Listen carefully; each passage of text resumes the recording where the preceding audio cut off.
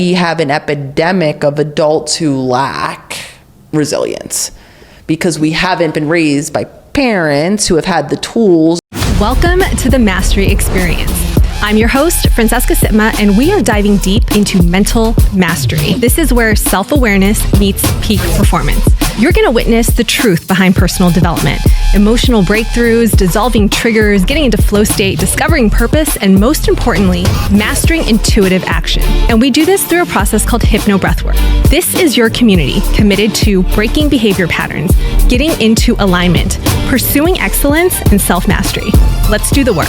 This is the Mastry Experience. Shout out to Huel for sponsoring and partnering with the Mastry Experience. Dr. Nicole LePera, welcome to the Mastry Experience. Oh, thank you for having me. It's an honor to be here. We start every episode off with a question from our Mastery card deck. And your question today is, what do you envy in others that reveals your own desires? I love this. What do I envy in others?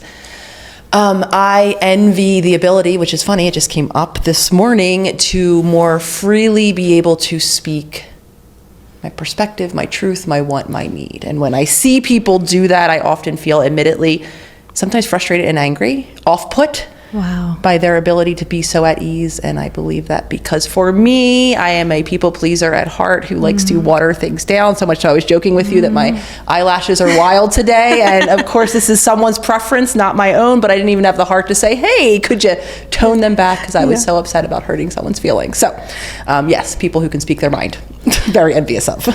Well, now it's even more difficult because you have this global platform and it feels like everything that you say can be under scrutiny. So where most of us can just sort of start to practice this in real time, that can come with a lot of pressure. Yes, it sure can. Admittedly, I think, what has it been, 6+ years now? I can't even remember how long I've been in a more public space, but I've felt the evolution over these past, 5+ years. Of course, publicly speaking was always have a lot of anxiety, a lot of fear, a lot of worrying about being misinterpreted, misunderstood, and then obviously all of the reaction, understanding that I come with a certain listening, right? I have a doctor after my name, and I know that, people hear what I say with a different weight. So I carry that pressure. I spent a lot of time trying to word things in the most perfect way to prevent any possible misunderstanding. And of course, I've come to the awareness that that is really impossible. So with my own practice, both in my personal life and also in a more public way, I've gotten much more comfortable at just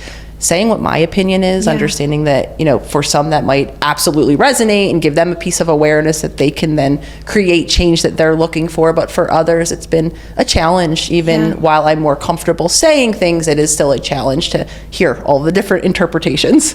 Absolutely. And that's actually something I want to sort of dive into, because now you are a thought leader in the mental health and personal development space. You're a New York Times bestselling author, and you're also the leader of a global movement, the Self-Healer Circle. Now, in 2019, my best friend Emil sent me your page.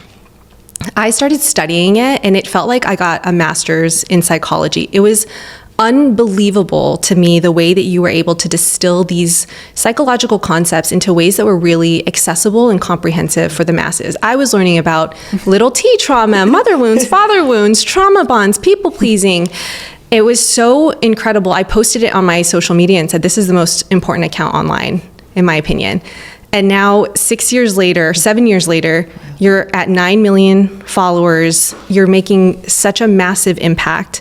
And I want to know, did you have a clear vision when you started posting on social media what this was going to become? Oh gosh. I mean, the decision to even go on social media was not a clear one for me, if I'm being honest, because again, there was so much of me that had this identity, wrapped around being a therapist of, in my own life of what that looked like. And again, almost 10 years ago now, 8+ years ago, the therapy world looked a lot different. There weren't therapists online making use of the space, sharing their thoughts or opinions. So of course I didn't think then that was appropriate for me to be there. In addition to, again, there's still a little girl inside of me that feels very uncomfortable, like I was sharing earlier, being seen, that doesn't even really believe to some extent that I have something that people are interested in hearing. And my journey to even go online came out of me feeling really disconnected and unfulfilled in the work that I was doing. And again, this is,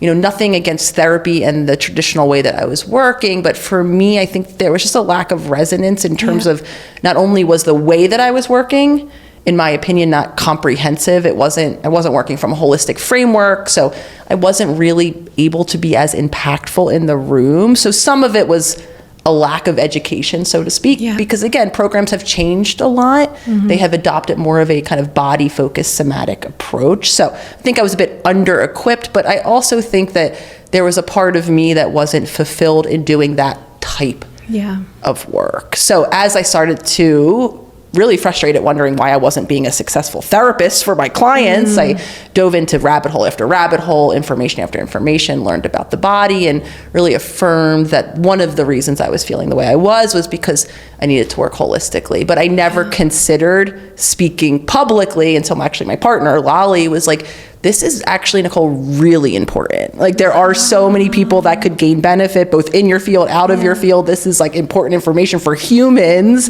Why don't you just consider sharing your journey, sharing your story? And so it was kicking and screaming again, because a lot of anxiety around what will people think. Here I am, a therapist. I'm going to start to share not only this new framework of thinking holistically, but I want to start to share my own struggles in a way that, again, the field wasn't super familiar with, put it that way. Well, this is another part that I'm really fascinated by because, this is the Mastry Experience. So we're going to talk about all personal development and we're going to dive into your new book. But I'm so curious about how people master their skills, their mindset, and their craft. And it seems like a second thought, but if you really break it down, you have to be so consistent with your content. You have to continuously be adding value, sharing your expertise, breaking it down in a way that's educational, and then you have to have the courage to put yourself out there. And that really is self-mastery. So I don't know if you've acknowledged that part of you and how much you've grown to really become this thought leader, but it's been really inspiring and you've had a massive impact on me, my work, personally, professionally, so I'm so excited to dive in. Well, thank you. That means a lot because, again, it has been a personal challenge. So hearing it affirmed and reflected back, especially the kind of translation piece, because, again, admittedly, I did not come, I don't think, equipped to speak to the general public, so to speak. I think academia, right, has a certain language, has a certain way to frame information that personally I don't think makes it accessible for the people who need it. And I absolutely was conditioned in that way. So I'm still in a lot of moments trying to hone my craft, which actually connects to what I was talking about earlier. Can I be concise? Can I say what I mean? And can I do so in a way that's understandable so that information, in my opinion, is only as good as what someone can then translate, do with it, right? What kind of impact can they then make? And that obviously comes back to the messenger. So the more accessible that I can make my speaking, then hopefully the more that people can use it. Well, you're doing a phenomenal job at it. And there was a post that you put out the other day that I haven't stopped thinking about. And it just said, I believe it was something to the effect of, workaholic, obsessive men are scared little boys who didn't receive love and approval from their fathers. I mean, that stopped me in my tracks. And I have two questions. First, does that apply to women as well? Absolutely. I think often, while I will speak in gender terms, I think that we are more similar than dissimilar, so that kind of validation that one can seek in work can be seen in either gender.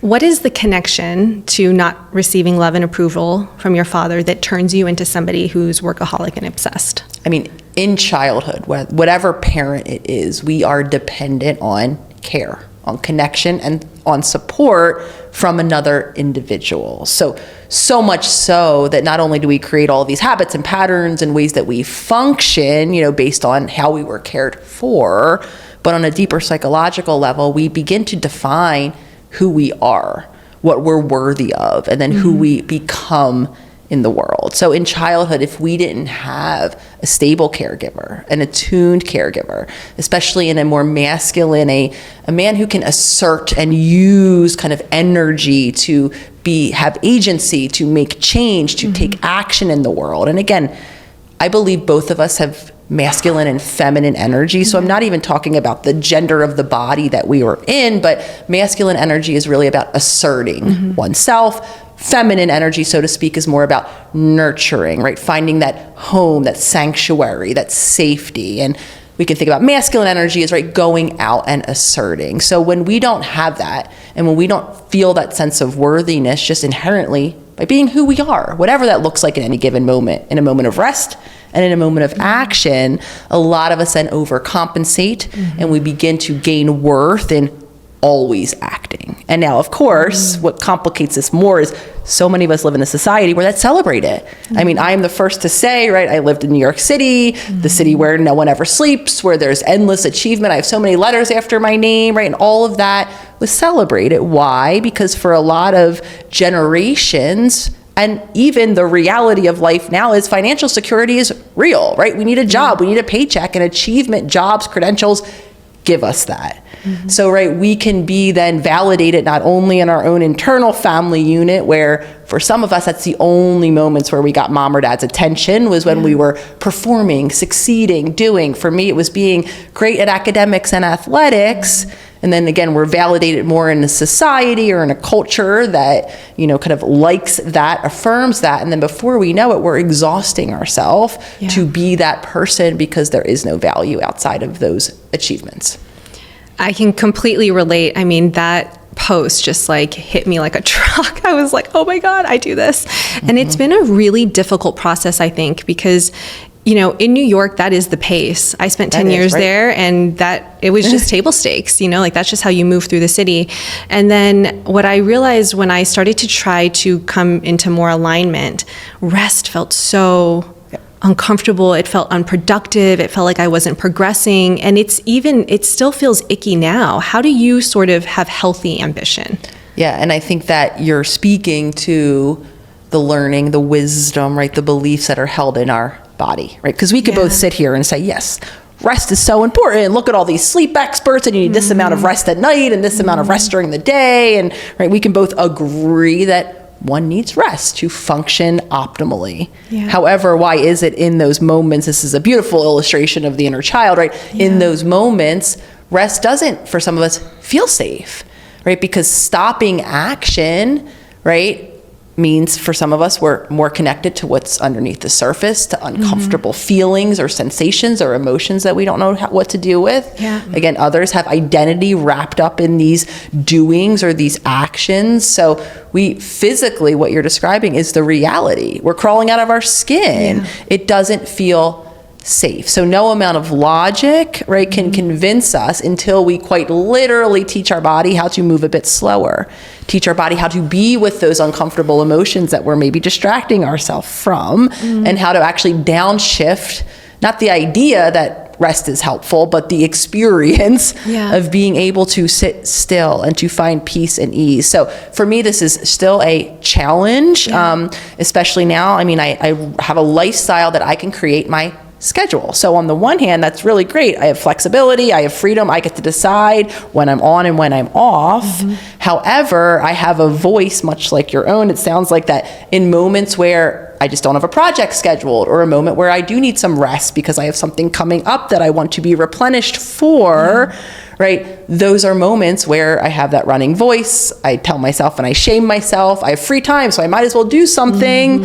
And then before you know it, right, rest doesn't feel comfortable or attained at all. So for me, and I've made some progress, thankfully, where, right, I can see people, I mean, I still run a business. Business is open 24 hours a day, 7 days a week. So I've learned how to take moments of rest and not shame myself because the team's not off, or because Lolly's working or doing something and I'm watching her work. And I actually had to celebrate the weekend that I had because I had time.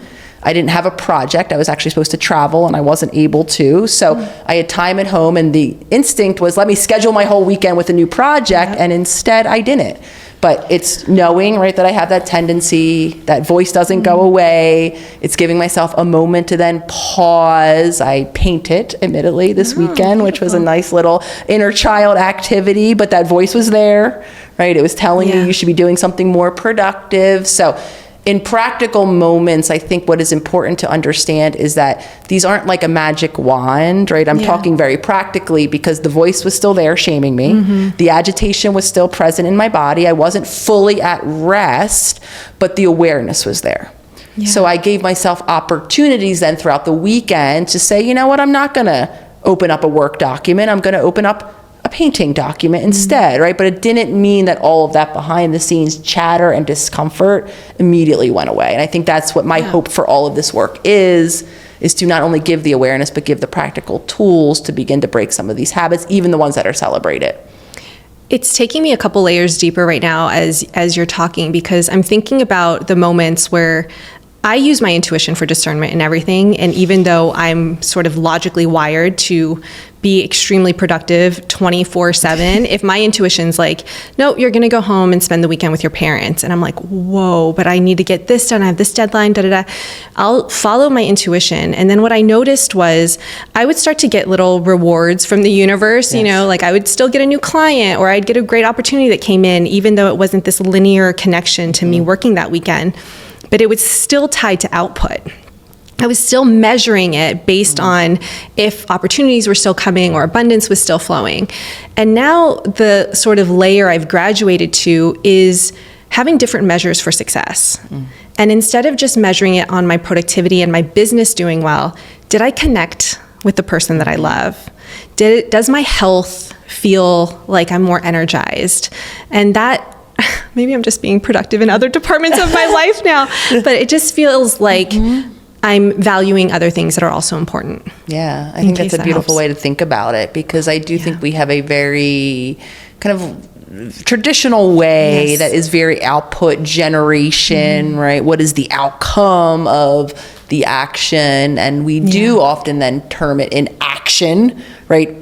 Production, like something on the other side. And I think if we expand the definition, like you're very wisely suggesting, some of the actions are actually inactions, and some of the outcome, right, is not something we can tangibly see. It's having a little more energy. It's being able to think a little bit clearer down the road. And so for me too, I've learned to reframe what rest is. While it might be uncomfortable and not preferred in a moment, right, rest is what will replenish me to get to the next moment of service. So the reason why I took this weekend to rest was knowing that I have a week, I had this podcast I wanted to be fresh for, right? So by expanding and saying, okay, well, rest now will to some extent replenish you for later, even though it's not as tangible in that kind of in-between stage, I think can be very, very helpful.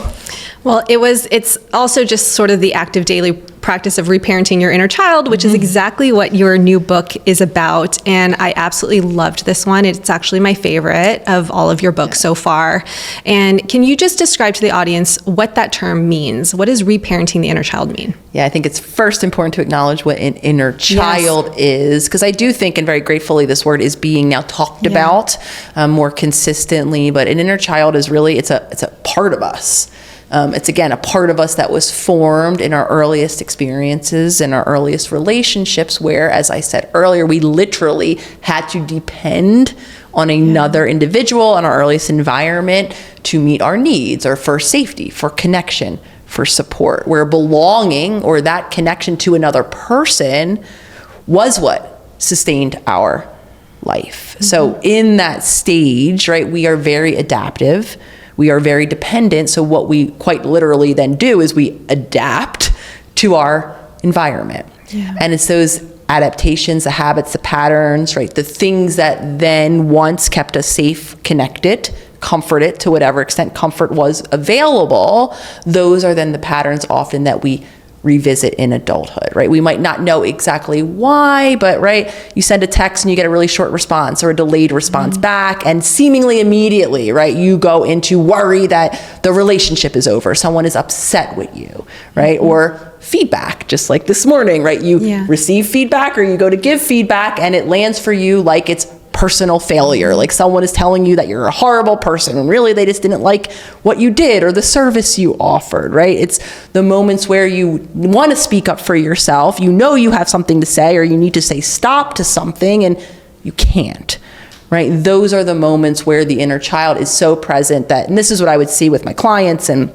this is why, to some extent, while it's my fourth book, I've been writing this book all along, because what I continued to see in the clients when I did individual work was no matter how much insight or awareness, we could understand exactly, right, that distance, delay of communication does not mean abandonment. However, in that moment where you're watching the time ticking and you're not getting that response, right, it is your inner child that is convinced based on what once happened, imagining that there was distance, physical or emotional, in childhood, where abandonment did mean threat, was a risk for your safety, where your best response in that moment was to bridge the gap, send 100 texts, ask why if someone's upset with you, right? So what I would see week after week was we could nail it down. We could know exactly what the pattern is, where it came from, but what I was struggling to help my clients do and to do myself was to create a new action. So that's what reparenting really is.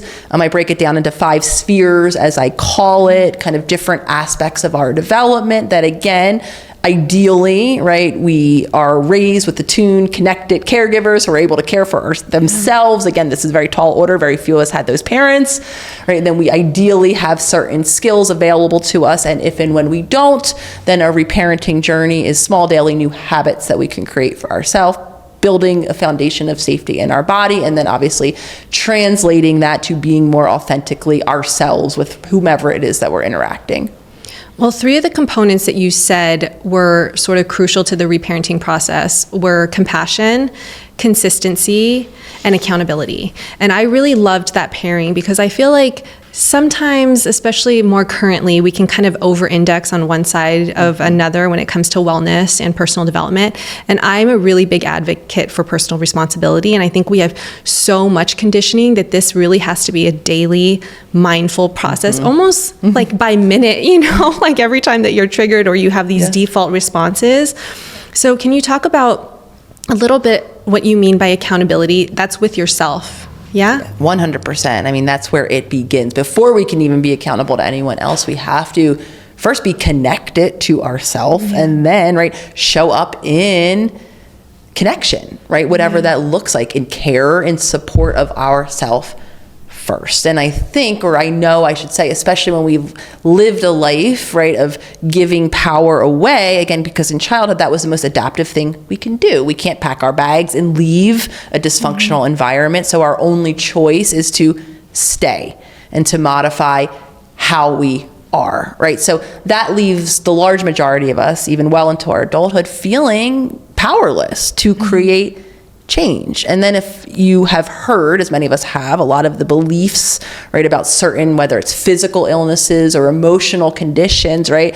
I am someone who was taught that anxiety, the experience that I can remember having since I was a really little girl, always afraid of something, right? The predominant belief in the field up until more recently was, that's genetic, right? Anxiety is something genetically passed down through generations. It results in less, of a particular neurotransmitter or, a mood-related hormone, if I really simplify it. And that's why you have anxiety. So I saw it in my family and it made sense, right? But that then left me feeling very powerless. Well, what can I do then to create change in that area?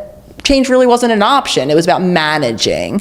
So I think for a lot of these reasons, we learn habits of giving away power in childhood. I think a lot of beliefs within different systems are thankfully evolving over time, where a lot of us have not learned what we can actually control. Yeah. And especially when we've been living on autopilot, which does make, I even heard you say the word, I've said the word instinctual, right? Where it doesn't seem like there is any pausing or stopping certain actions or habits, no matter how much suffering they're causing us or our loved ones, because they do feel like it's just who we are, right, or how we are, right? So my goal of this work is to call that into question, to maybe give people more information about, right, why we do feel so beholden to our habits, even ones that don't serve us, to really, again, understand the nervous system and how that will always prefer the familiar. And that's why, again, in these moments, we do feel very instinctually driven, but through small choices, right, of understanding why we can't yet change. And like you're beautifully describing, making small choices each and every day. Not white knuckling it and changing our life from top to bottom tomorrow, but just making one small shift and then staying committed to that one small shift consistently over time. I start every morning with breath work and meditation. I'm immediately in a creative flow state, and I get on my computer and I start banging out work. The next thing I know, it's already lunch and I haven't even eaten breakfast. Shout out to Huel for making sure that I'm still hitting my protein goals, because they have these delicious, ready-to-drink meals packed with 35 grams of protein, 7 grams of fiber. We have 27 different vitamins and minerals. My favorite part, you guys, no artificial sweeteners, and it comes in so many delicious flavors, including this chocolate, peanut butter, and my personal favorite, the iced coffee. And if you're looking for something where you can add your own fruits and veggies to it, then check out the Huel protein. All the same nutrients, but you can make it a little bit creamier, a little bit thicker. Shout out to Huel for sponsoring the Mastry Experience, and you can use our exclusive 15% off code. That's Huel.com/Mastry. And Huel is actually now in Targets near you. So check them out. Shout out to Huel for supporting the Mastry Experience. I want to tell you guys about something that has completely shifted the way I think about optimizing my health, and that is 3x4 genetics. You know how on this show we talk about mastering your mindset, mastering your performance, mastering your emotions? Well, what if you could master your physiology on the deepest level? They will analyze your unique blueprint. I'm talking about weight balance, muscle and skeletal, hormone health, brain, heart and vascular, blood sugar regulation, sensitivities, nutrients, cellular. It's a simple cheek swab that you can do at home, and results come back on their app in 3 to 4 weeks with actionable insights across nutrition, stress management, hitting your weight goals. If you are serious about performing at your highest level, this is the kind of intel that actually changes the game. Check out 3x4 Genetics and use code MASTRY. Now let's get back to the show. I think one of the other things that makes your work so helpful is the way that you describe archetypes, because as soon as you can see your behaviors in these descriptions, it feels not attacking, right? It's just relatable. And then you kind of take us on this journey of better understanding the root and then exercises to start to reparent it. I haven't shared this with you before, but your 7 inner child archetypes, which is like the overachiever, underachiever, caretaker, those, I actually use those in my hypnobreathwork certification. We spend a whole half day on your work, and everyone has to follow you and read your books and do all the things because you've been such a huge influence. But something that's been interesting is people have thought that they were one archetype, and then once they've gone into a breathwork or a meditation, the defenses like start to quiet down a little bit. They go into their subconscious. They actually see that they have a different secondary or primary, and then they start to say affirmations or start to visualize reparenting, and it's been incredibly healing for them. But what you took this book to that I'm obsessed with is the parent archetypes. I've not seen anything like that before. I thought it was just so educational and so eye-opening, and I never heard of the over-permissive parent archetype, and that's the one I can relate to, and I have full body chills right now. Do you really? Yeah. Oh my God.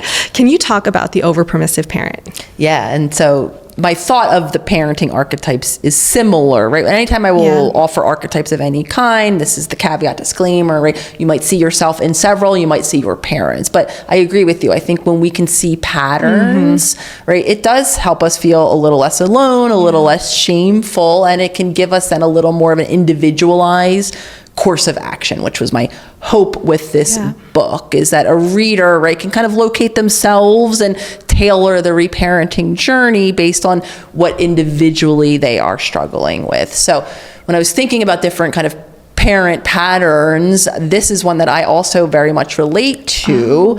So an over-permissive parent is the parent who's very much in the name, right, lets the child do, say, be, whatever.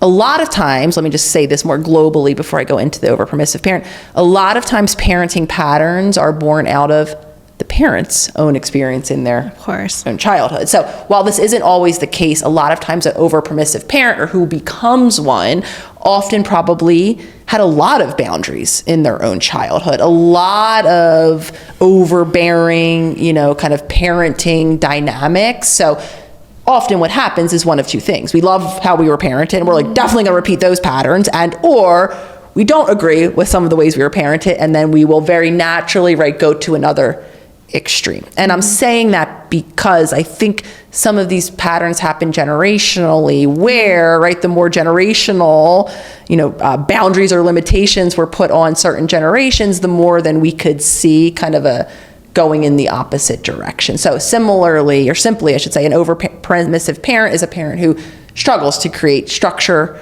or limits for whatever reason. Now, on the one hand, right, that seems great, right? The child can just be who they are at any time, right? Determine their own boundaries and limitations. But the reality in childhood is a child can't do that. They have some natural sense, and we see that in children who, much like myself, I did not like strangers at all. I was very shy. I did not like to order my own beverage at a restaurant, and I definitely didn't want someone I did not know or was not super comfortable with. Being my own immediate family was really the only people that applied to hug me or touch me.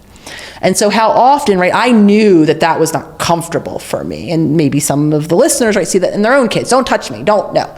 So we have some instinctual sense of limits, boundaries, things that aren't comfortable. But of course, we need a parent advocate, right? We need someone who maybe says to the adult who's trying to hug the child who's uncomfortable, like, not now. Right? So without those, there is a lack of safety to some extent that children end up feeling when there isn't someone there to tell them enough's enough, to tell them to stop, to tell them when they've gone too far. And I think that a lot then what happens is we struggle in adulthood to hear no, to create our own boundaries, our own limits, right? We end up maybe overstepping other people's boundaries and limitations, again, because that's what we were taught to do. And that's probably also what we then do within our own relationship with ourselves. Oh, so powerful. I think that your book might have led me on my second dark night of the soul because it just brought up so many things for me. And I think one of the big ones that I think if I can overcome this, it will just be transcendent, because I find that not being told no has created a relentlessness, which can be a positive thing in business, but then it can also be really exhausting for the people in my life that I love, because I find myself always optimizing, always looking for the thing that's wrong. How can I grow more? It's not enough. And it's like every day, it's truly relentless. And my partner was saying, I love your growth mindset, but like your expectations they're insatiable. And I didn't recognize this until I started reading the book. And you've even mentioned it goes all the way to expecting the other shoe to drop, never really feeling safe to be happy. I mean, there was just so many themes that I just found so powerful. So I just want to thank you for bringing that awareness, because that's the first step, right? We recognize it in your writing, and then we start to do the exercises. Yeah. I want to thank you because you're actually bringing up another beautifully wise awareness, which is healing doesn't happen in a linear trajectory where we're like, oh, I'm at the midpoint now I'm done, and I'll never kind of go back to another dark night of the soul, another shedding of identity. And so another takeaway, I hope, is the skills of reparenting are skills to live life by, that there is no kind of like done on the other side of this journey, and that a lot of us will have the experience that you're having where we get to a deeper layer, right? We shed one identity, and now we're having a conflict in another area of our life, or another pattern is coming to the surface. And so I think that's more of the trajectory of healing than this idea that, there's a beginning, a middle, an end, and I'm never going to like question certain things or evolve in a different direction. I think it can be very surprising. Yeah. Well, we're spiraling upwards, so nothing is lost. Do most people have different parental archetypes? Or, I don't feel like parents are always consistent, right, in the household. So your dad's one and your mom's the other, right? And also what is inconsistent, which it might be surprising for some listeners, is the whole family environment. Meaning siblings, children don't have the same relationships with each singular parent, with the parent unit, for many different reasons, from just the parent's age and maturity level and the birth order of which the child is born. I mean, so what I was sharing earlier, one of the reasons I had a very over-permissive parents was much different than my brother and my sister. I was 15 years later than my sister, who was my closest sibling. My brother was 18 when I was born. So often, right, I would hear in childhood how much easier I had it, how much, oh, well, they would have had a curfew at this time and I'm allowed to do whatever I wanted. So there is even, I think, different parenting that happens. Again, from birth order, of course, I had near 2 decades between, so my parents aged a lot. Parenting advice changed a lot. They had some more resources in some areas and less resources in other areas. But I think it's for those of us that think, because, and I say this as well, I come from a family who prided themselves on being equal to all of us. I heard my whole life this running narrative of how the intention was to equally parent all of us. My brother and my sister, of course, they were closer in age. My sister has some health issues, but their intention was to make sure that my brother and my sister, even though they were living much different lives as children, just because of what was happening with my sister medically, they wanted it to be an equal experience where they got equal time with mom and dad, and they had the same. That then carried to me. So my whole life I heard of how equal, same life was.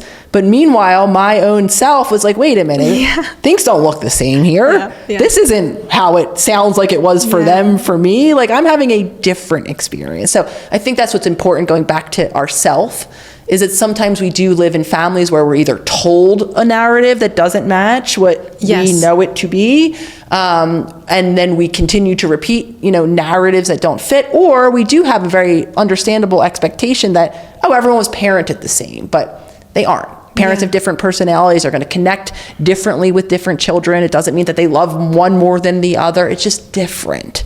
So when we have a one-size-fits-all approach, I do think, or an expectation, I do think we can create conflicts in other areas. Which one was the over-permissive for you? Was it your mom? It was both of them. It was both. Okay. So it was both of them in different ways. My mom, by the time I was born, had a lot of chronic health and pain issues. So she's spent a lot of time in bed. So she was over-permissive by absence, so to speak, right? She was physically there, but as I talk about, my habit then became to dissociate or to disconnect. My mom was pretty much living in a dissociated state from the moment I was born. So while she was physically present, a lot of the time she was a million miles away or distracted with her own pain or quite literally in bed. And then, my dad was the sole financial support of the family. So he would be working long hours to make sure that all of us were supported. So for different reasons, they were both over-permissive in different ways. My mom also had a habit, which I think some of us have parents who have a habit because she struggled to emotionally connect. She liked to love me through, whether it was cooking, buying things, right, throwing money and loving me. But again, from my mom's perspective, my mom was giving me experiences that in the trauma of her own childhood, her parents never gave her. My mom came from an era of children are to be seen and not heard. Right. She tells this horrifyingly, terribly tragic story of this one Christmas where none of the children, she had 2 siblings, none of the children ever got Christmas presents from either parent. And so one of my mom's aunts felt badly and bought her a nice pair of boots that my mom had had her eyes on. And when my mom came home very excitedly to show my grandmom, her mom, the boots, my grandmom demanded that they be returned. So I, understand, I was spoiled, so to speak. Okay. I got everything that I more or less wanted, right? But I can understand now one of the reasons why was because out of my mom's own trauma of complete lack, she had no emotional connection and no physical stuff, niceties, right? So my mom, unable to emotionally connect with me, kind of affirmed to herself that she wasn't going to let me suffer in that way of not having the stuff. So she was over-permissive in a lot of ways, but kind of threw things at me in a very well-intentioned way to love, to support, to care. But of course that left me feeling that lack, because that emptiness and that disconnection was always the feeling that I never really had words, because it seemingly looked like, well, I had everything. I had the 2-parent household. They were intact. I had all of these experiences. They were always giving me something and, spoiling me in some way. So why did I always feel like I had a hole inside of my heart? I think that's so common because I hear all the time, like, I had a great childhood. Like, my parents loved me. And I could say the same thing. I have amazing parents who loved and emotionally supported me.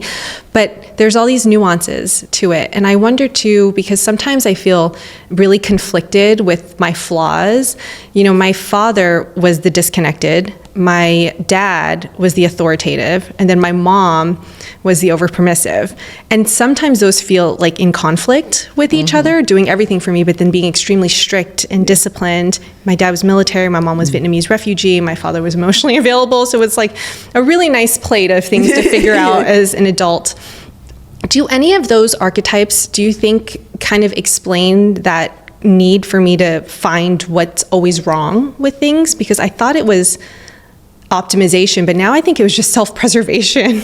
You know? I think the desire to figure out what's wrong without maybe even locating it in a particular archetype, I might even just hearing this, thinking it through, I couldn't even make an argument that it's a universal experience to the intuition, right, that our inner child is carrying, that like something's missing, something's wrong, right, to some extent. I think it's a natural signal from a body that doesn't feel at ease in a given moment, maybe consistently over time, that doesn't feel safe, right, that doesn't feel just able to express. And I think I'm emphasizing this and making it a more universal experience because those are, I think, the signals that we have learned, many of us, to instinctually override.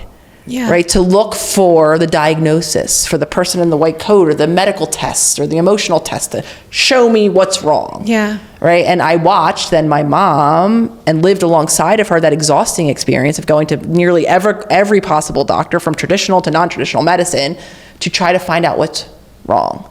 Right, and so we never found out. My mom is now no longer here. She died without us knowing what's wrong. But I think those are moments to like lean into, right? The idea that something's off and we're seeking to find the explanation, I think those are maybe the signals to pay attention to. And likely what is missing, right, is a sense of connection, a sense of ease, a sense of security in one's self. And I'm saying that because we can override it, we can shame ourselves, we can go on an exhaustive journey to find what's wrong. I actually just had a conversation with my sister about this over the weekend, who was very much like my mom, right, trying to find what's wrong physically for symptoms.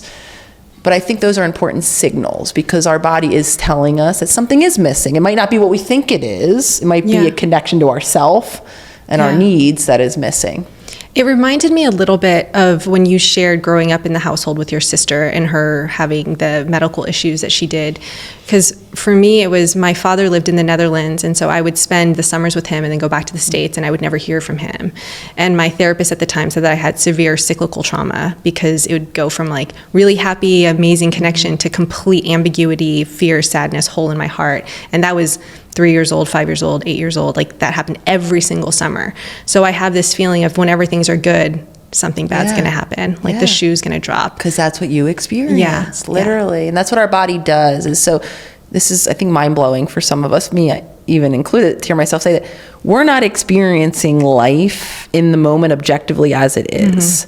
Our body and our mind is actually filling in the big blank that is life, the uncertainty of most things that we can't know. I can't know what's going on in your mind, what is driving your behavior in any given moment, but what I can do is I could imagine, I could guess. And we love to guess. We don't like to not know. So in the moment, or the delayed text that we were kind of talking about earlier, we don't know. Unless we call the person up and say, hey, why aren't you responding to my text? Right? Unknown. But what we will do is we will assume based on what had happened. And that's why our inner child is so powerful. Right? So you had so many summers of it being so good followed by so bad, so to speak. You learned that so good is followed by so bad. Right? So that's why I think sometimes counterintuitively, right, we could say, oh, I'm afraid of success, but it's not necessarily success to some extent. I mean, to some extent, we might be afraid to be seen and, and judged in a successful manner. But for most of us, what we're afraid of is what comes on the other side of success, is the shoe dropping, is everything crumbling down around us. And again, that doesn't come from nowhere, right? Yeah. That is a prediction that was based in your very real lived experience of at what time what actually did happen, Yeah. which is why it's so hard to talk ourselves down off those ledges. We can have so many well-meaning friends that are like, that's not what's happening, but your body is certain Yeah. that the next shoe is going to drop. Well, I think that's why I loved this book also, because you had so many exercises to go deeper into and really just explore yourself and self-reflect. I mean, you had like multiple exercises per topic, per chapter in this one. And it just so happened that last weekend when I was reading it, I was in an argument with my partner. And I was like, you know what? I'm going to practice one of these exercises, the empathy exercise, in real time. And I did the exercise, and when I tell you there was so much resistance, I had so much resistance to communicate my truth to him. But I did it because I was like, I'm going to follow through on this action. And I had the conversation, and I said the things where I was hurt. And it really softened the entire dynamic. Like, he responds so well to me being vulnerable, but I have such a hard time being vulnerable. And I feel like that is a universal experience. Like, we really struggle to have vulnerable conversations. Why is that? Yeah, vulnerability, I think, has been unsafe for so many of us, because in childhood we shared an emotion and we were shamed. We were told it was wrong. Maybe we came from a family where there's no space for any emotions, or we shared our perspective, or even a legitimate want and need or experience that we have had, right? And the reaction on the other side wasn't acceptance, was invalidation, right? It wasn't allowing two people to maybe see things differently. It was shaming our perspective in favor of someone else's being the right one. So being vulnerable, right, for a lot of us, just being truth and authenticity wasn't always met with connection and belonging. So that pattern and that expectation that if I were to tell you my truth, even if it's something, right, in an emotional relationship where I know I'm supposed to intimately tell you what's wrong right now, right? All of the memory of the past moments where truth wasn't met, right? And being vulnerable and open is opening ourselves up to the unknown of how will that person receive me, right? Will they hear my truth? And now you have another individual on the other receiving end with all of their own conditioning, who I will be the first to admit, while I like to always create a safe space to hear what someone is thinking or feeling or their perspective, it's really hard for me to tolerate having disappointed someone.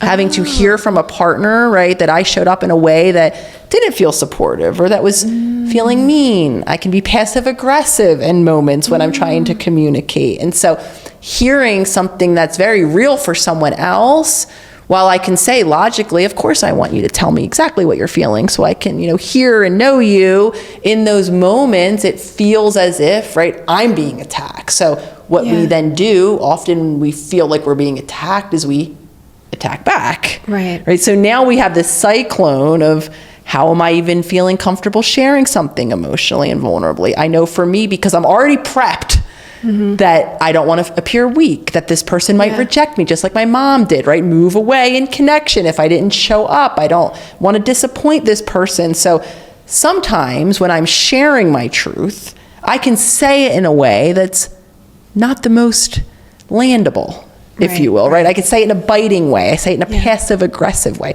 Sometimes I say it in a heated argument, in a moment where I'm elevated and escalate it.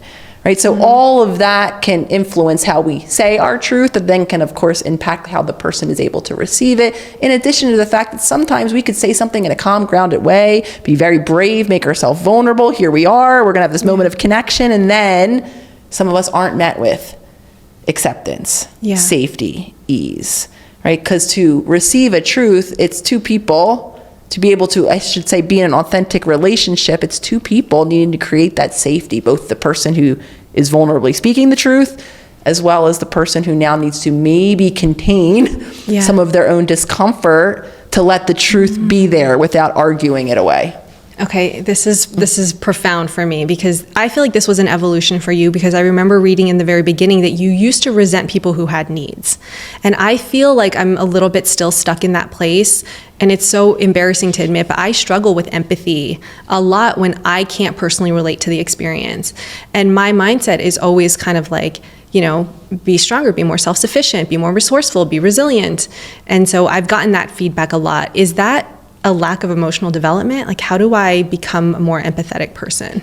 Empathy, I believe, as all things, come back to ourselves, right? Because why empathy is a gift we give someone else, right? It's that reflective moment to clarify. Empathy is not feeling for someone else, it's feeling alongside of someone else. You share something that's upsetting to me, I can sit in your upset, right? Empathizing with you. A lot of us don't, though, have that experience with empathy. We take on your sadness. We try to fix your problem of sadness. And again, why is because we're not in a safe, regulated nervous system. A lot of us have learned in childhood that to manage someone else and their emotions is the safest way to stay connected within that relationship. So to be truly empathetic means that we have to be calm, grounded. We have to be living in a body where our physical and emotional needs are met, where we're regulated, and where we can shift our focus of attention to someone else. Because when we're in survival mode, we can't care about someone else, right? So in those moments where we're actually activated, where I'm yelling, where I'm screaming, where I'm so overwhelmed I'm feeling like I'm going to shut down, we are physiologically unable to shift that focus, because survival is all we can be focused on, which is a very individual experience, which is why we hyper focus then on ourselves. So to truly be empathetic, we have to be able to be grounded and have our own needs met, which is why, so to bring my story into this, I still can feel very upset with other people when they're having a need, when they are advocating for their own needs, especially in moments where I am not meeting my own needs, where I'm feeling depleted, right? Because and this comes up a lot, right, with people who have children. We feel so shameful when we're exhausted at our child who is 24 hours a day needing something, but we're a parent who is so depleted. Maybe in our own childhood, no one met our needs. Yeah. So anger and resentment is a very natural reaction, emotional reaction to unmet needs or to felt violations. Even if it's someone that you love and want to understand their perspective or be empathetic to, if you don't have the resources available to you in that moment, it can come out or be experienced as being resentful. But is it ever possible that, for some people, they might be stuck in self-victimizing behaviors, or they do need to develop more resilience?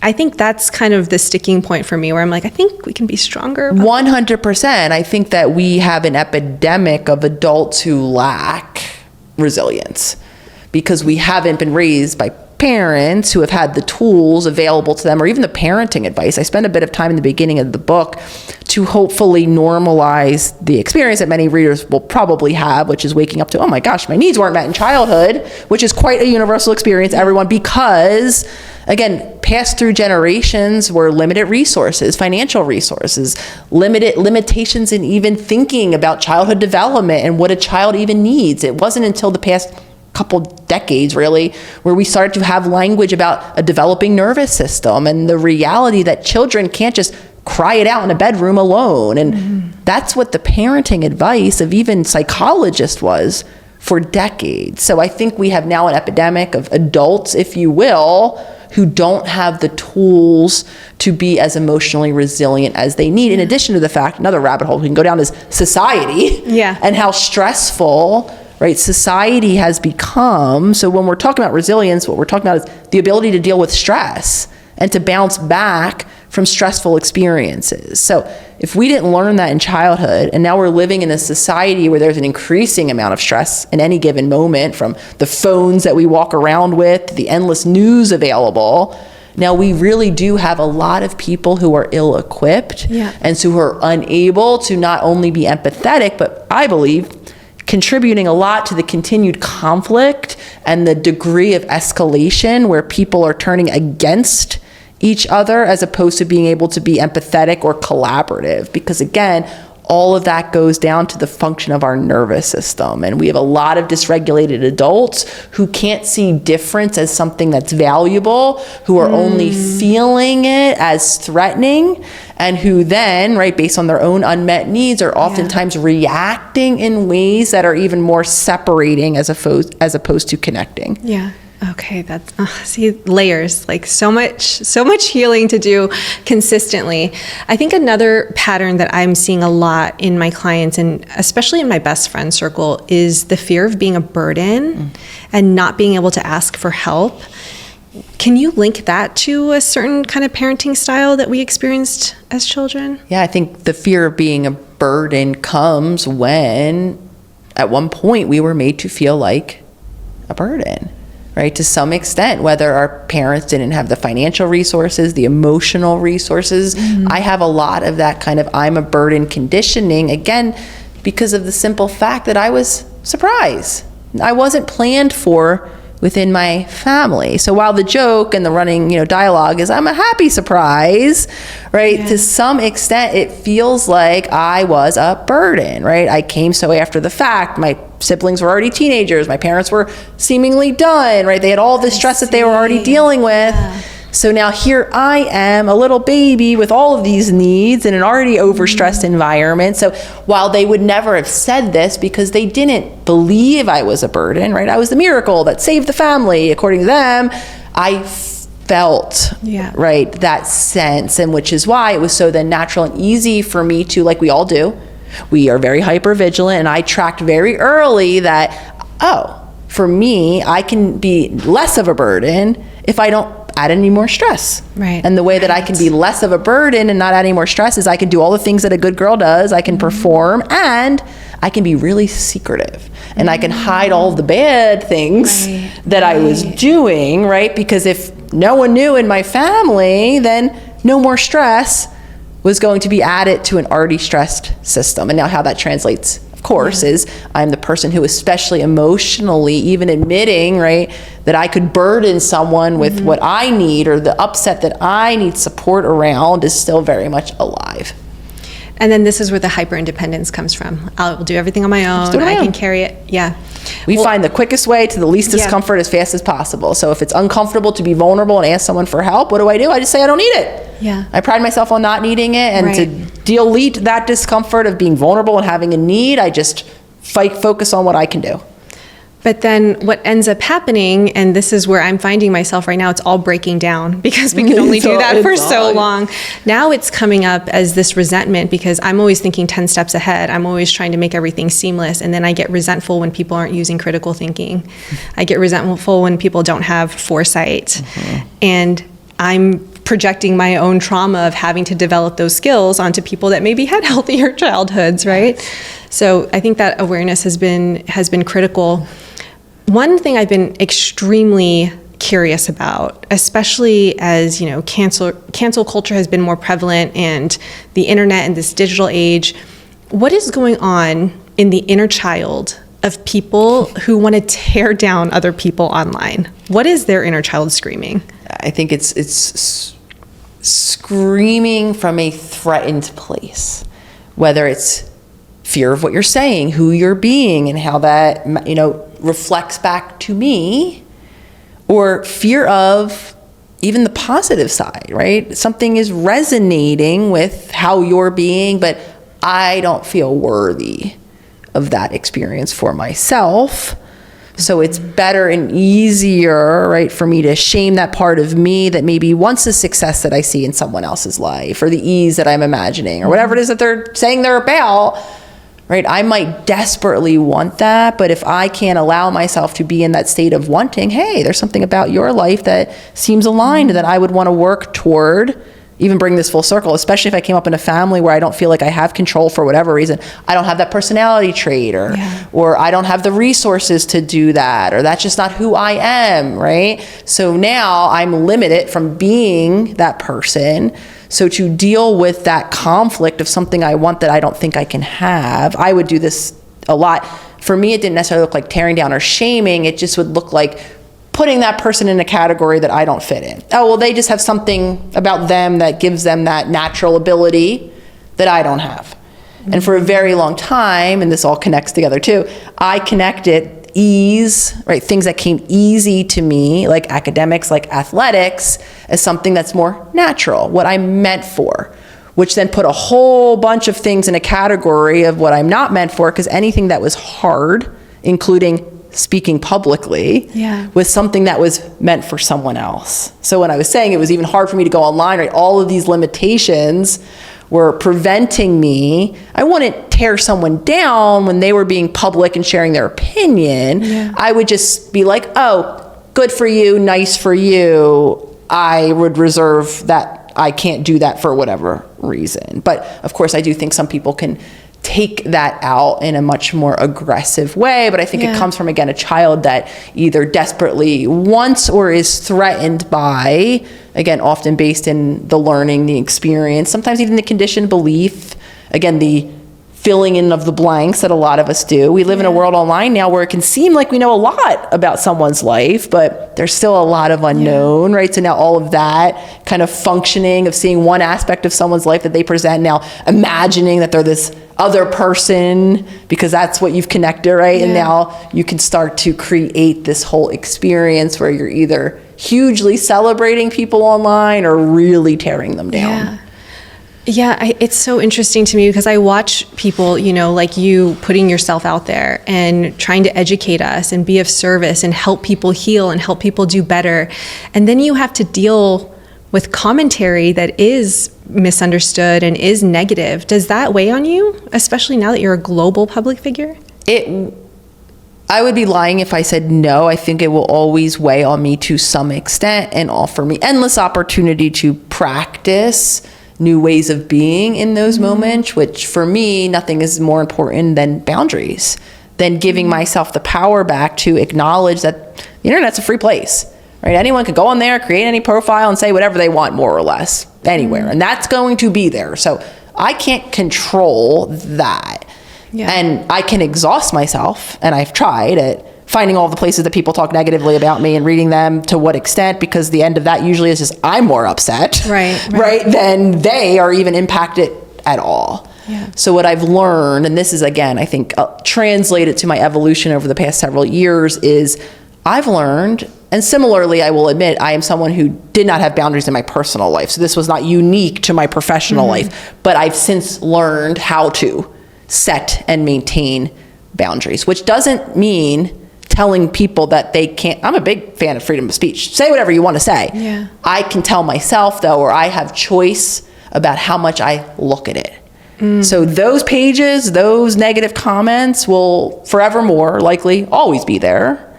However, right, I get to decide, and that's kind of what I was offering earlier, I get to see my own pattern. I'm not going to cry about it, right, because there's a ton of pages out there. I looked. Right, they're there. People are allowed to say what they want. I need to hold myself responsible. And I will tell you, I've spent days, weeks, months even on those pages. I'm very upset. I've done that. I know that that doesn't help me, right, produce what I want to produce, which is a positive impact in the world. It's not to say, though, that other people's opinions sometimes aren't valid, aren't real for them, and sometimes maybe even offer me valuable perspective that I can't see about myself. But that doesn't mean that we have to take it all in at all times. So boundaries has become a very big practice point for me, with obviously the online world offering me endless opportunity to decide, right? And there will be moments where I'll engage, if someone's respectfully asking me a question or wanting to bring up a different perspective. I love hearing people's different perspectives and, speaking to them and agreeing to disagree. I'm all about that. I don't like debating. I'm all about that. But I've also learned that if it's going to be addressed in not as respectful or of a boundaried of a manner, or if you already have your perspective and you're not even willing to hear, you're not really asking me what I think, then I've learned in those moments to use a little more discretion.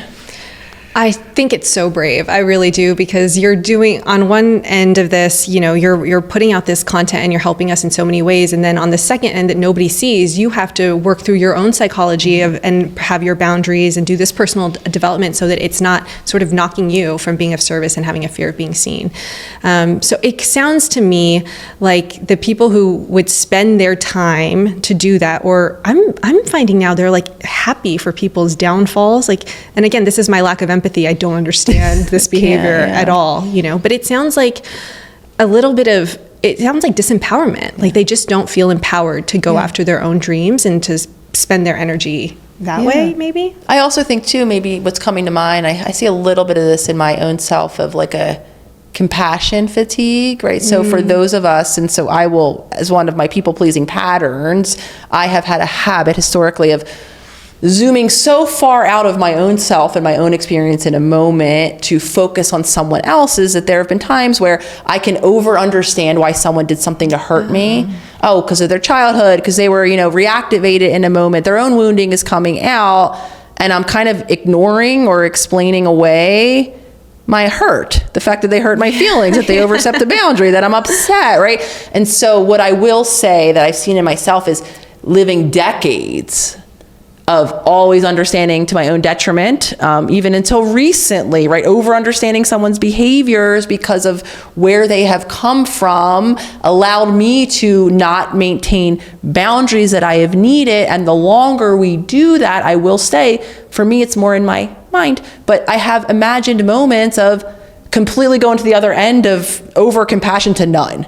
To being like, F you, you get what you deserve, kind of mindset. That's uncomfortable for me, but I can relate to particular people, right? Having lived a lifetime of feeling powerless, of not being able to create change, of actually being victimized, of suffering, of perhaps suffering at the hands of people with different, dynamics or attributes that we're seeing projected in someone else.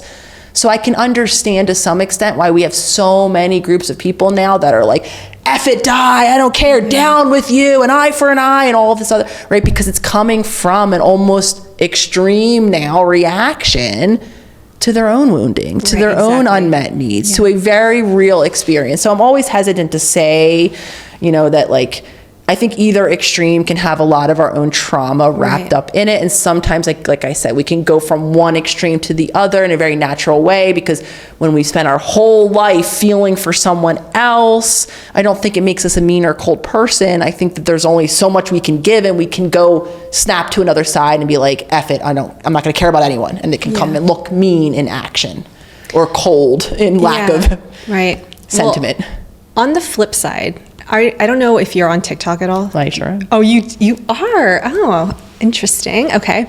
So there's this creator on TikTok. Her name's Courtney Cook. She's so pleasant. Have you seen her? She does like a lot of eating kind of videos. She's just truly lovely.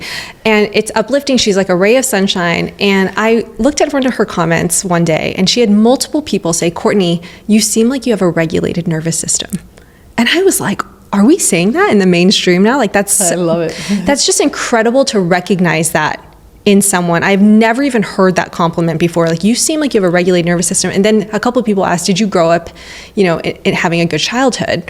And she responded and she said, I did. I had incredibly loving and supportive parents. I felt safe and loved, and I wish that for everybody. And that to me was just so powerful, because it just truly shows you that if you do come from a household where you felt safety and where you felt that unconditional love and support, it can really make you this person that people can feel. Your aura and your energy just feels so like healthy and clean. Do you think that we can do these exercises, understand, and really get us to that place where we are just grounded, positive, and people can feel that from us? I think whether we call it a regulated nervous system, another buzzword that I'm so happy to hear, secure attachment, right? All of these things can absolutely be created at any time. I think one of the couple big breakthroughs in science that I think are so, invaluable to our species, epigenetics, of course, absolutely being one of them. The fact that we understand that our environment actually can change our experience of, ourselves and our functioning, our nervous system, and the role that plays is just such an incredible, the fact that we can create change in body and mind through neuroplasticity is, in my opinion, why this becomes empowering, right? Why awareness becomes empowering. Because what most people will begin to hear, right, are all of the patterns that were created in the lack of attunement in their childhood, all of the dysfunctional cycles, so to speak, that they want to break. And then naturally the question is, well, am I doomed? Is it too late? And so now we know, confirmed by science, that we can literally change and become more regulated, become more secure at any time, again, through these consistent practices. So I think it's great that people are starting to see and hear. The only thing I want to speak to is a regulated nervous system does not mean a nervous system or a human experience that is devoid of suffering and upset, because I think sometimes that is the expectation that we're trying to unrealistically attain, which is this utopian idea that to be healed is to be, done of it all, never upset, not having a moment where we're uncomfortable. A regulated nervous system is having many moments where we're able to feel the entire spectrum of human emotion, positive, negative, and neutral, but we can not only feel it, we can bounce back from those feelings, right? We don't get stuck in an emotion. Some of us have been living stuck in emotions for a lifetime. Yeah. Well, the combination of your work, and I know that you have a lot of journal questions. There's so much self-reflection in here, and there's also visualization. You offer up meditations. On my journey, breathwork has obviously been the most powerful tool for me, and I've explored your questions in breathwork sessions, and then I've reparented and saw myself feeling safe and feeling loved, and I created a session based off of this book, complimentary after this podcast that will air at the same time, called Heal, so that people can hear this conversation and then hopefully go on their own journey. Dr. Nicole, I just can't emphasize enough how important your work is and what you've really changed my life. There's been, I have layers that I'm working through now, but where I was 6 years ago, and I have a healthy partnership now, I'm living my purpose, I feel very much in alignment, I can experience so much more joy, and you've been so detrimental to that experience, and I'm so grateful for your work. Everybody, please pick up Reparenting the Inner Child. You will learn psychology concepts and then exercises. Thank you so much for being on the Mastry Experience. Of course, it's such an honor to reconnect with you, and thank you for the work that you're doing and the vessel that you are now becoming, because I truly believe it is each of us doing this, and all of you listening doing this. Again, back to this idea of being powerless. We have so much more power, and our power really does live with us reconnecting with who we are, learning how to be and share more of our gifts with the world. And quite literally, I have chills every time I say it, because this might sound a big ticket item, but it really is, I think, how we're going to heal all of the dysfunction that so many of us are suffering, within now, not only as individuals, but in our communities. And I'm just so hopeful, as crazy as it sounds, to be sitting with a world that does feel like it's on fire in many ways, but I do sit here with hope because of people like yourself and the community that you've created. So thank you. Thank you. And as always, if anybody wants to go deeper with their hypnobreathwork practice, I would recommend the 7-day reset on Mastry app. Thank you so much, Dr. Nicole. It's been a pleasure. Of course. This is such a dream for me. You have no idea. I loved it. I could have kept talking. Talking. Shout out to Huel for sponsoring and partnering with the Mastry Experience.